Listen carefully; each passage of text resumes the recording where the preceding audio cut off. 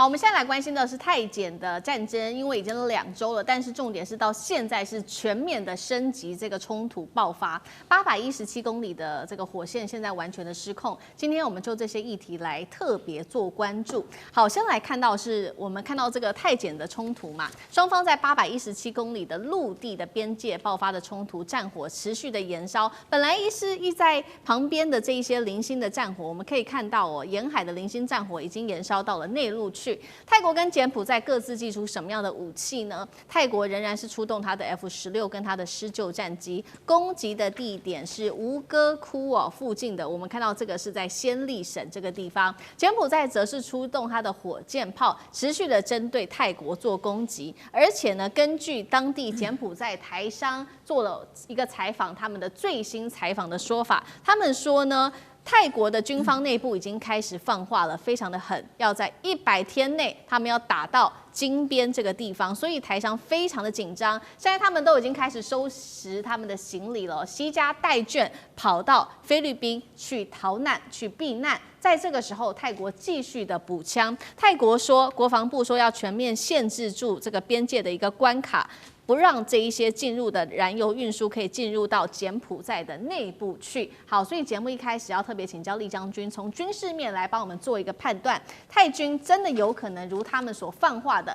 100天之内打到金边吗？泰国这一套，包括刚刚我们看到的有空袭 F-16，再加上他们的封锁政策，想要达到什么样的战略目标？将军怎么看？讲到军事你必须要接受一件事情，军事是接受政治的指导政治的目的是什么？才决定军事的行动要做到什么程度。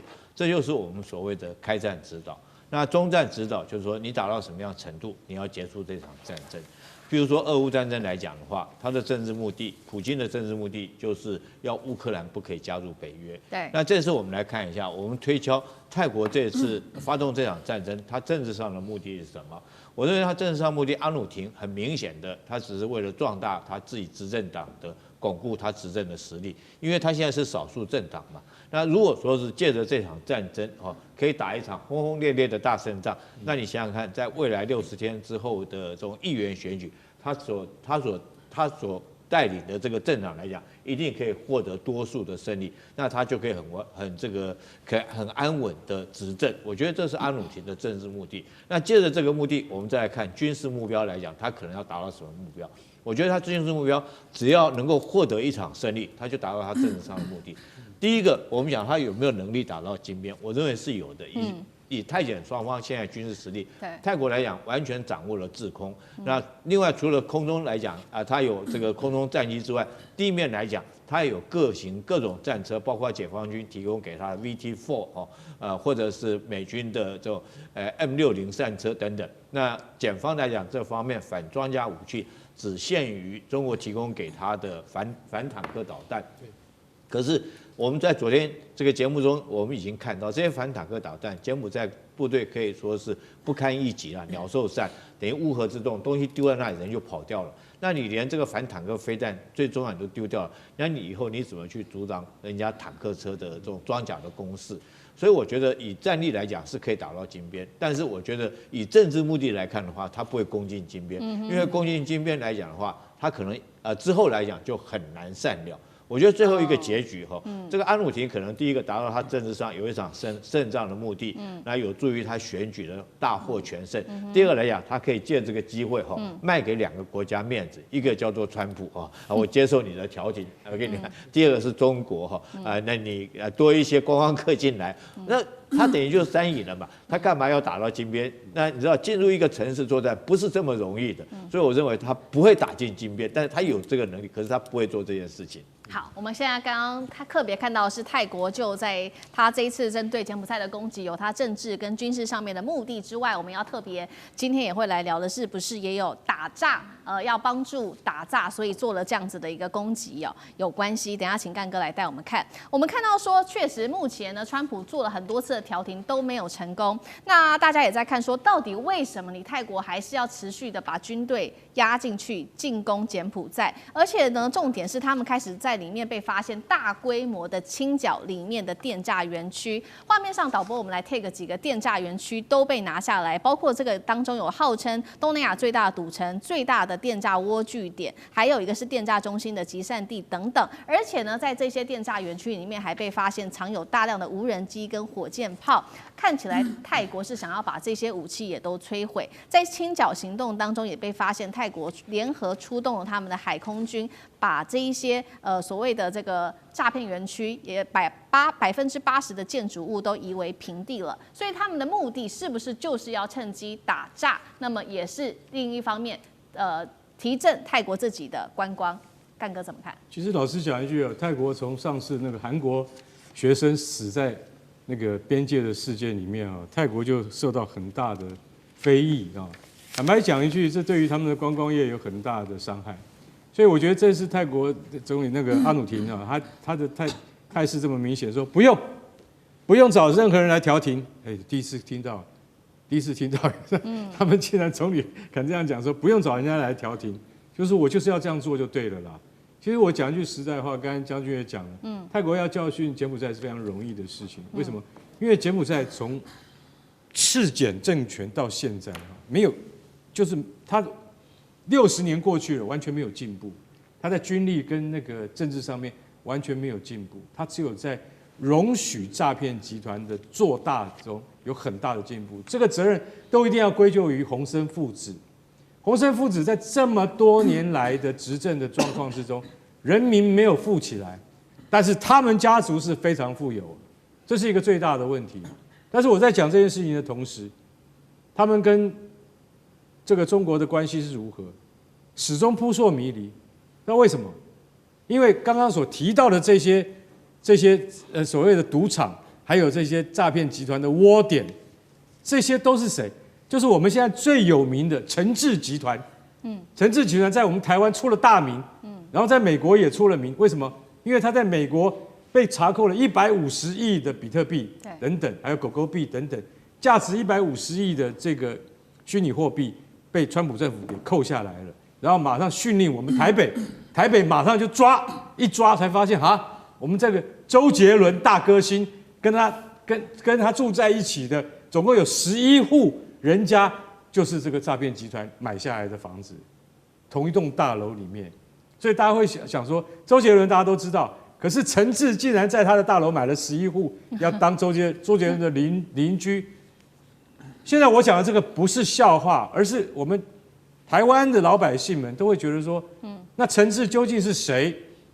你为什么会容留这个人可以这样子在海外各地，英国、台湾到处新加坡都自产，他在柬埔寨甚至得到了什么勋爵的位置，所以洪森父子你要负很大的责任。这个人因为你们的庇护，现在还在柬埔寨境内，然后他们也不理美国，美国当然希望引渡啊，对不对？台湾更希望能够引渡啊。所以刚才讲到哪里？讲到菩萨省园区。奥多棉吉省园区这些的规模都大到比我们知道，我们常常说 KK 园区，对不对？我们常常说妙瓦底的，对不对？大家都比较耳熟能详是这个，错了，那个才是真正的奴役这些可怜的这些被害人的地方。所以这些地方坦白讲一句，那是暗无天日的，后面的操盘手是谁？台湾人，跟不孝的中国人合在一起，所以为什么泰国军方他这次刚铁了心的，就是我要打过去？为什么？因为如果说泰国的观光，大家要知道从普美蓬国王时代开始到现在，泰国的观光就一直受到青睐。你今天如果说因为诈骗的这种事情而造成的泰国观光，不要说西方人不来，连中国人都不敢来的话，对于泰国的本身的观光产业是非常严重的。柬埔寨也一样，柬埔寨到今年才恢复到疫情之前，今年总算有670万人进去看吴哥窟了。坦白讲一句，远远少于他以前的高峰，都是上千万人，每年上千万人去吴哥窟。泰国的 F-16这次就在吴哥窟附近暹粒省丢了几颗炸弹，我告诉你，虽然车程距离吴哥窟还有2个钟头，但是我在那边丢炸弹，你就知道我下次真的会丢到那边去。因为晓得说泰国这次决心是很坚强的，也就是他准备要彻底打击诈骗集团犯罪。对，那泰国继续打下去的话，现在看起来这个泰检冲突到底什么时候会停下来呢？包括我刚刚提到的嘛，因为川普调停也没有用。那中国大陆呢？中国大陆其实在这一次爆发冲突的时候，其实是没有做太多表态的。那其实也有媒体特别做了有关于中国大陆的分析，就是中国大陆的立场的分析。这个是来自于网易的专栏《北向财经》，他也特别点出了说，对于中国大陆来说，可以说是有利有弊。有利就是大陆其实本来也想要打诈，联合中泰缅一起打诈，那他们确实已经抓到妙瓦底里面上千名的电诈分子。那对于中国大陆不利的事情，就是说大陆在这边其实有做了非常多的一带一路的建设，不管是中泰铁路，不管是这个德崇福南运河，或者是西哈努克港等等，你这个打下去，战火一拖，当然会充满变数。那接下来北京到底会怎么做？那委员又怎么看？对这一次的这个泰检的冲突哦，其实大家当然都知道，在台面上是因为这个博威下市的这个主权哦，包含它周边土地的主权问题。那么静音呢，这个在台面上讲的原因，是因为这个泰国的士兵这个触及了柬埔寨所布的这个地雷，造成了伤亡哦。但是就如同刚才将军所提到的，就真正的原因是这样吗？因为其实你说博威下市的这个主权跟它周边土地的主权的争议，从1962年国际法庭判定之后到现在，经过了这么长的一段时间了，要冲突早就冲突了。那么你说踩到地雷，柬埔寨方面也出来讲啦，他说这个地雷不是我们设的，这以前就有了，跟我们无关啊，这不是新设的地雷啊。可是泰国完全没有买单，甚至连川普想要介入的时候，泰国不但不买单不领情，反而还回过头来批评了川普。所以呢，外界就在看这一次的泰检冲突的时候，就在想说，那泰国真正的原因是什么？他要达到的目的是什么？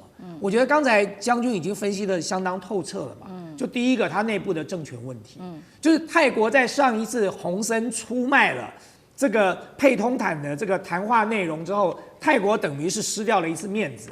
所以对泰国来说，他要把这个面子讨回来。第二，对执政党来讲，他需要一场胜利，他需要赢得他的这个选举。那么你说，当然对于打诈，这也是可以达到一定的效果。所以，对中国大陆来说，我觉得北京政府为什么到现在都没有介入的原因很简单哦，就是第一，他必须先确定泰国的目的是什么。那达到了目的没有？没有达到目的，他介入就好像川普，他认为他打通电话就可以把事情摆平了，结果一点都没有摆平。泰国不领情不买单，反而回过头来骂了川普一顿。所以对北京政府来讲，在外交的操作上哦，你要操作在一个很精准的点，就当这场战争已经打到看起来也没什么必要再打的时候，你介入调停，那这场战争就可以平息下来。可是如果泰国的目的还没达到，你在这个时候去打了个电话，不要说打1通了，你打100通都没有用。因为泰国有他自己的盘算哦，对，那你更不要讲说这是主权争议哦。各位仔细注意一下，其实北京政府很少介入主权争议的，因为他认为主权争议就是你们这个双方彼此之间的问题哦，所以北京政府很少介入。为什么？因为他一旦介入了，那钓鱼台事件的主权争议，其他国家要不要介入？那台湾这个主权争议，其他国家要不要介入？所以我觉得北京政府的考量当然相当全面哦。你说最后有没有可能介入？我相信为了这个周边的区域的安宁哦，以及北京中国大陆自己本身的利益来说，那么当然最终还是希望这场战争能够尽快的平息下来。那至于什么时间介入，要用什么方法介入，公开介入还是私下介入，那就要看北京政府的操作了。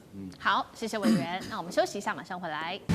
地缘政治、美中之争、战略价值、强权崛起、小国生存，现在与未来洞悉事件走向，掌握世界脉动，全球观点尽在环球大战。